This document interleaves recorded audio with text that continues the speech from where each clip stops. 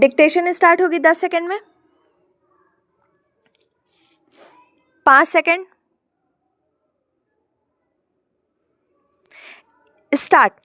सभापति महोदय, किसानों की उपज की आप न अधिक कीमत दे सकते हैं, न अधिक उपजाने के लिए जो साधन देश में उपलब्ध है उनकी तरफ आपका ध्यान जा रहा है। जो कुछ आप कर रहे हैं उससे कोई अच्छा भविष्य नज़र नहीं आ रहा है। मैं यही कहना चाहता हूँ कि आप देखें कि आपके कार्यक्रम में कहाँ त्रुटि है, कहाँ कमी है। आपने कर लगा रखे हैं। आपने जो कर लगाए हैं वे तो लगाए ही हैं। हमारे प्रदेश में तो ज़मीन पर 25% ज़्यादा कर भी लगा दिया गया है। इतना बोझ अगर किसान पर होगा तो उसकी कमर टूट जाएगी। वह पहले से टूटी जा रही है, लेकिन वे इन करों को देने के लिए भी तैयार हैं। यदि आप उस तरह के साधन उन किसानों के लिए तैयार करें। हमारे उत्तर प्रदेश के कुछ ज़िले हैं, पूर्वी ज़िले हैं, जहाँ पर बहुत बुरी स्थिति है। हमारे सदन के एक सदस्य ने रो रो कर आपको यह बताया था कि वहाँ लोगों को 2 रुपए मजदूरी में मिलता है। इतनी ही एक दिन की उनकी मजदूरी है।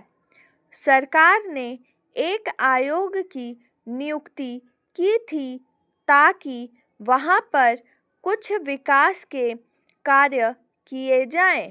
वह योजना भी अब खटाई में पड़ गई है। आपका ध्यान इन समस्त चीज़ों की ओर कैसे दिलाया जाए, कैसे आपका ध्यान इन सभी कठिनाइयों की ओर आकर्षित किया जाए, समझ में नहीं आता है। यातायात के साधनों की स्थिति यह है कि ट्रेनों में दूसरे दर्जे में भीड़ भाड़ का कोई ठिकाना नहीं है, उसकी कोई सीमा नहीं है। हर रोज़ ऐसा मालूम पड़ता है कि कोई मेला चल रहा है। आपके पास अच्छे इंजन हैं, अच्छे गति वाले इंजन हैं, लाइन भी अच्छी है, तो क्यों नहीं दूसरे दर्जे के अधिक डिब्बे लगाए जाते हैं। लोगों को कुछ सुविधा मिल जाए, वह काम नहीं किया जा रहा है। आपको किसान की देहात में रहने वाले आदमी की मजदूर की परवाह नहीं है, जो समस्त कठिनाइयों को झेलता है। आपके सारे कार्यक्रम को पूरा करने की उसमें कहाँ से शक्ति आएगी? कैसे वे अधिक अन्न उपजाकर आपको दे सकेंगे? आप इन सब पर सोच विचार करें। आपने बड़े बड़े फार्म बना दिए हैं, क्या उन्हें आपके फार्म से कोई लाभ मिल रहा है? सभापति महोदय, सरकार ने कई कृषि फार्म खोले हैं। क्या ये फार्म घाटे में नहीं चल रहे हैं? अगर सारे खर्च जोड़ दिए जाएं, बड़े बड़े अधिकारियों के वेतन जोड़ दिए जाएं तो पता चलेगा कि सारे ये कृषि फार्म घाटे में चल रहे हैं। क्या इसी तरह से आप सारे किसानों को घाटे पर खेती करने के लिए मजबूर करेंगे? जिस क्षेत्र से मैं आता हूँ वहाँ एक पुल बना है। मैंने 10 वर्ष तक अपनी विधानसभा में इस पुल के लिए कोशिश की है। जिस दिन से मैं यहाँ आया हूँ बराबर उसकी चर्चा करता आ रहा हूँ, बराबर कोशिश कर रहा हूँ। मैं कहता हूँ कि गंगा पर वह पुल बने। उस पुल को बनाने का आश्वासन भी मिला था।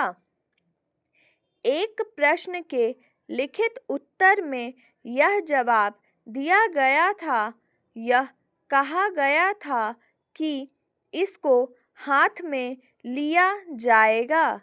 अब मालूम हुआ है कि उस योजना को उठाकर ताक पर रख दिया गया है और यह पुल नहीं बनेगा।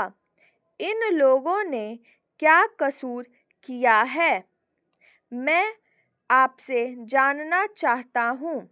हमारे क्षेत्र के लोगों ने पाकिस्तान की लड़ाई में सरकार को हर तरह का सहयोग दिया था, हर तरह की सहायता दी थी। हमारे यहाँ के नौजवान भी मोर्चे पर जाकर डटे। जिस समय पाकिस्तान के साथ हमारा युद्ध चल रहा था तो कहीं कोई बात नहीं थी, अन्न की कमी कहीं नहीं थी। अन्न की कमी भी हमारे विरोधी साथी पैदा करते हैं जो यह चाहते हैं कि सरकार असफल हो जाए। ये लोग जो कहते हैं उसको आप समझें। एक तरफ तो हमारे मित्र की बात है जो देश के बड़े बड़े शहरों में दंगे करवाते हैं, दूसरी तरफ हम हैं जो इनकी बातों को नहीं समझ पाते। इनको सभी वे लोग मिल जाते हैं जो बेकार होते हैं या जो दंगे करवाने के लिए उत्सुक हैं। इसीलिए सरकार का इन सारी चीज़ों की तरफ ध्यान जाना चाहिए और उसको सोचना चाहिए कि क्या तरीका इन सब से बचने का हो सकता है। एक ही तरीका हो सकता है कि इस देश में हर आदमी को काम मिले, देहात में लोगों को करने के लिए काम मिले और खादी कमीशन की जो योजना है और जो कि एक अच्छी योजना है वह ठीक से चले। सौभाग्य से मैं आर्य समाज संगठन से संबंध रखता हूँ।